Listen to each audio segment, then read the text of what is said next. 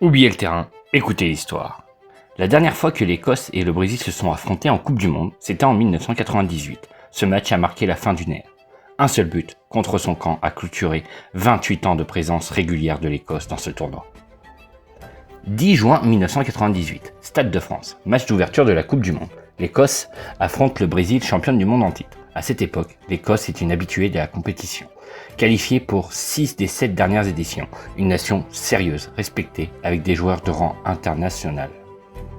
À la 4e minute, César Sampaio ouvre le score pour le Brésil, mais l'Écosse résiste et égalise à la 38e sur un pénalty de John Collins. 1-1, le Stade de France retient son souffle.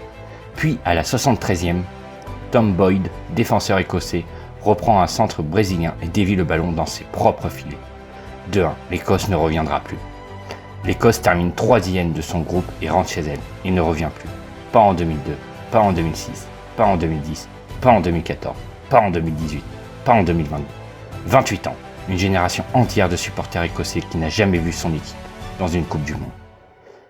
Ce soir, 28 ans après ce but contre son camp au Stade de France, l'Écosse retrouve le Brésil, le même adversaire, la même épreuve.